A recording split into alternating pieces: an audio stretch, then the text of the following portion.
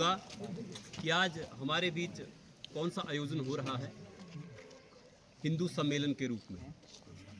तो कहने का भाव है कि ये प्रारंभ करने से पूर्व थोड़ा सा आपको परिचय दे दूं कि ये किसी संप्रदाय का कार्यक्रम नहीं है, किसी गांव का विशेष का कार्यक्रम नहीं है, किसी विशेष व्यक्ति का कार्यक्रम नहीं है। ये हिंदू का कार्यक्रम है और सभी हम हिंदू हैं। ये हिंदू राष्ट्र है और ये हम सभी का कार्यक्रम है। इसलिए कोई व्यक्ति ऐसा ना सोचे कि किसी व्यक्ति विशेष का कार्यक्रम है। ठीक, तो अब मैं थोड़ा सा मंचासीन बैठे हुए हमारे गणमान्य इनका परिचय देना चाहता हूं। एक परिचय से तो आप सभी जानते होंगे, हमारे गांव के ही प्रबुद्ध व्यक्तित्व के धनी परमादरणीय श्रीमान सत्यव्रत जी, आप सभी इनके बारे में जानते होंगे। और ये शिक्षा विभाग से सेवानिवृत्त हैं, मुख्य अध्यापक के पद से, और इनका सदैव मार्गदर्शन रहता है सभी के लिए, सभी अच्छे कार्यों के लिए, गांव के लिए, और हमारे जितने भी पंचायत में गांव हैं उन सभी के लिए विशेष इनका योगदान रहता है। चाहे ज्ञान की बात हो, चाहे किसी अच्छे कार्य की बात हो, तो इनका विशेष योगदान रहता है। इसलिए इनका जोरदार तालियों के साथ इनका स्वागत किया जाए। और इनके साथ में बैठे हुए युवा साथी जो आप देख रहे हैं,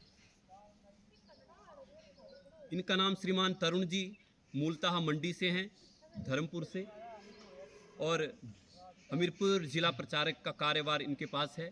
कि आज हमारे इस सम्मेलन में मुख्य प्रवक्ता के रूप में यहाँ उपस्थित हुए हैं। इनका भी जोरदार तालियों के साथ स्वागत किया। तो कहते हैं कि भारतस्य प्रतिष्ठा द्वे, संस्कृति संस्कृतश्च। भारत की प्रतिष्ठा दो ही रूपों में जानी जाती है। यदि आप सोचें कि भारत की प्रतिष्ठा, आप बहुत सारा धन कमा लेंगे, बाहर जाएंगे, बाहर के देश में आप बोलेंगे कि हमने बड़ा धन कमाया है, हम बहुत बड़े हैं, तो आपकी प्रतिष्ठा नहीं हो सकती। आपने कोई बहुत बड़ी उपलब्धि धारण कर ली है, वहाँ जाके आप किसी को बताएंगे, भारत से बाहर आप जाएंगे, बताएंगे कि हमने ये सब कर लिया, तो लोगों ने बहुत कुछ कर लिया है आजकल। हमने ऐसा कुछ नहीं किया है, साइंस बहुत आगे जा चुकी है। तो भारतस्य प्रतिष्ठा द्वे, एक भारत की संस्कृति और यहाँ की संस्कृत, दो से ही भारत की पहचान होती है। क्योंकि हमने भारतवर्ष में जन्म लिया है, इसलिए हम बहुत सौभाग्यशाली हैं सभी।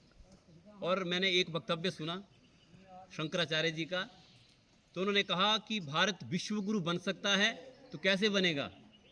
कोई साइंस के बल पर नहीं बन सकता कि हमारे बच्चे बड़े साइंटिस्ट बन जाएं, बड़े बड़े, और वो साइंस के बल पर विश्वगुरु बन जाएंगे। तो पहले विश्वगुरु कहा गया भारत को। वो एक भजन, एक गीत आपने सुना होगा, कविता, जहाँ डाल डाल पर सोने की चिड़िया करती है बसेरा, वो भारत देश है मेरा। तो कहने का भाव यही है कि विश्वगुरु था, तो विश्वगुरु की राह पर अग्रसर हो रहा है, और होगा तो कैसे? अपनी संस्कृति के द्वारा, अपने वेदों के द्वारा, अपने शास्त्रों के द्वारा। तो इसलिए ये सम्मेलन हिंदू सम्मेलन है, ये राष्ट्र का सम्मेलन है, और हिंदू धर्म को जानने का, हिंदुओं को जानने का और जगाने का भी सम्मेलन है। हमें जागना भी पड़ेगा। इस प्रकार मंचासीन प्रबुद्ध व्यक्तित्व के बारे में आपने जाना। कार्यक्रम को प्रारंभ करें, इससे पूर्व विजय मंत्र का सभी गान करेंगे मेरे साथ। एक पंक्ति मैं बोलूँगा, उसके बाद अभी आप सभी मिलकर के बोलेंगे।